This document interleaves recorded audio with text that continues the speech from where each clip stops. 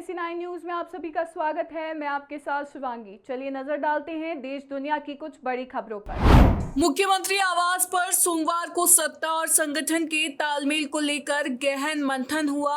मुख्यमंत्री भजनलाल शर्मा ने पार्टी नेताओं को स्पष्ट संदेश देते हुए कहा कि अब शिकायतों और मनमुटाव का समय समाप्त हो चुका है। संगठन और सत्ता के हर स्तर पर केवल और केवल काम पर ध्यान देना होगा।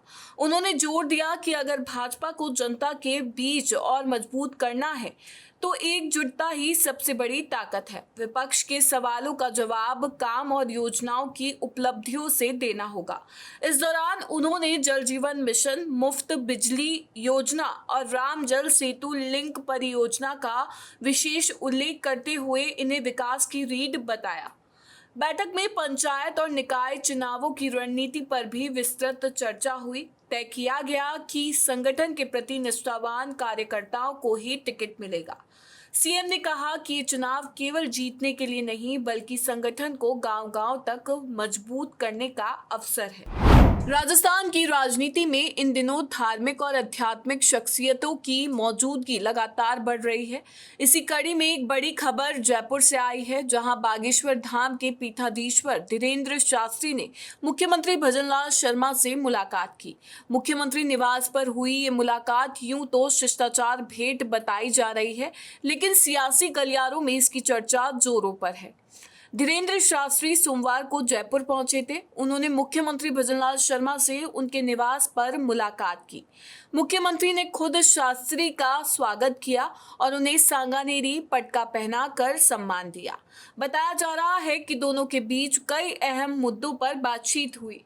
भजनलाल सरकार शुरू से ही अपने धार्मिक एजेंडे को लेकर मुखर रही है। अयोध्या में रामलला की प्राण प्रतिष्ठा के बाद सरकार ने राम मंदिर दर्शन के लिए राजस्थान गौरव यात्रा शुरू की थी। इसके अलावा राज्य में धार्मिक स्थलों के विकास पर भी जोर दिया जा रहा है। माना जा रहा है कि धीरेन्द्र शास्त्री से हुई ये चर्चा भी इसी एजेंडे को आगे बढ़ाने का हिस्सा है। RS 2013 पेपर लीक का मास्टरमाइंड अमृतलाल मीणा की संदिग्ध परिस्थितियों में मौत हो गई। वह राजस्थान के करौली का रहने वाला था। वाराणसी के एक प्राइवेट अस्पताल में 21 से 23 अगस्त तक भर्ती था। 24 अगस्त को जयपुर लाते समय आगरा के पास उसका निधन हो गया। परिजनों ने हत्या का आरोप लगाते हुए नादौती थाने में मामला दर्ज कराया। जांच वाराणसी पुलिस करेगी। परिजनों का आरोप है कि अमृतलाल को जहर देकर मारने की साजिश रची गई है। FIR दर्ज कर सिगारा थाना को भेजी गई। परिवार वालों ने बताया कि 23 अगस्त को RK सिंह बिहारी नामक शख्स ने अस्पताल में भर्ती होने की सूचना दी थी। फोन किया तो वह बंद था। परिजन रविवार को वाराणसी पहुंचे। RK सिंह भी लंबे समय से पेपर लीक गिरोह से जुड़ा रहा है। हिंडौन में मेडिकल बोर्ड से पोस्टमार्टम करवाया गया। पोस्टमार्टम के बाद शव परिजनों को सौंप दिया गया। पुलिस का कहना है कि रिपोर्ट आने के बाद ही मौत का असली कारण साफ हो सकेगा। चित्तौड़गढ़ में मेवाड़ के प्रसिद्ध कृष्ण धाम श्री सांवलिया सेठ का मासिक दान पात्र खोला गया है। अब तक 2 दौर की गिनती हो चुकी है। अब तक 13 करोड़ 50 लाख रुपए के नोट गिने जा चुके हैं। इसके बाद आज तीसरे दौर की गिनती हो रही है। पहले चरण की गिनती 22 अगस्त को हुई थी, जिसमें 8.9 करोड़ रुपए के नोट गिने गए थे। 23 अगस्त को शनिवार और मासिक मेले के कारण अमावस्या होने के कारण दान की गिनती नहीं की गई थी। 24 अगस्त को बैंक की छुट्टी और रविवार होने के कारण दान की गिनती नहीं की गई थी। दूसरे चरण की गिनती सोमवार को हुई, जो सुबह से शाम तक चली। इसमें 4.6 करोड़ रुपए गिने गए। राजस्थान में फर्जीवाड़े के खिलाफ चल रहे अभियान में पुलिस को बड़ी कामयाबी मिली है। राज्य की ATS ने OPJS यूनिवर्सिटी के फर्जी डिग्री केस में लंबे समय से फरार चल रही और 25,000 रुपए की इनामी संगीता कड़वासरा को दिल्ली से धर दबोचा है। ये गिरफ्तारी कोई आसान नहीं थी, बल्कि ATS की टीम को एक शातिर अपराधी को पकड़ने के लिए जासूसी और सूझबूझ का सहारा लेना पड़ा। संगीता कड़वासरा का नाम जब फर्जीवाड़े से जुड़ा तो कई लोग हैरान रह गए।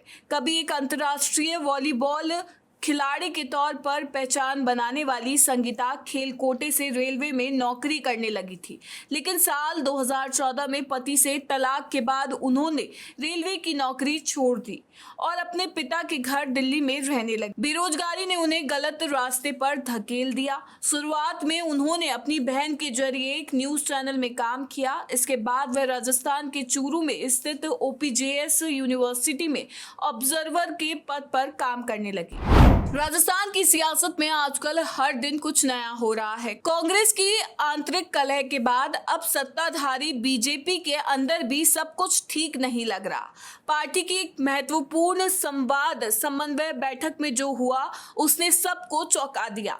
एक तरफ थे वरिष्ठ मंत्री जवाहर सिंह बेड़म और दूसरी तरफ युवा विधायक नौशम चौधरी। दोनों के बीच इस कदर बहस हुई कि माहौल गर्मा गया। मामला इतना बड़ा कि वरिष्ठ नेता CP जोशी को बीच बचाव करने आगे आना पड़ा। राजस्थान बीजेपी ने सत्ता और संगठन के बीच बेहतर तालमेल बनाने के लिए 25-26 अगस्त को एक महत्वपूर्ण संवाद समन्वय बैठक का आयोजन किया था। इन 2 दिनों में मुख्यमंत्री भजनलाल शर्मा, प्रदेश अध्यक्ष मदन राठौड़ और अन्य वरिष्ठ नेता पार्टी के सभी प्रमुख लोगों से संवाद करने वाले थे। इस बैठक में लोकसभा और राज्यसभा सांसदों के साथ ही विधायक और जिला अध्यक्ष भी शामिल हुए थे।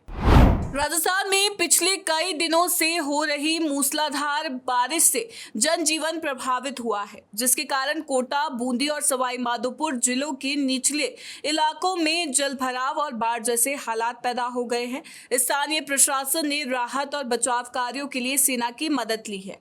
मौसम विभाग ने मंगलवार को राजस्थान के कई हिस्सों में भारी से बहुत भारी बारिश की चेतावनी जारी की है, जिसे देखते हुए राज्य की राजधानी जयपुर समेत कई जिलों के स्कूलों में छुट्टी घोषित कर दी गई है।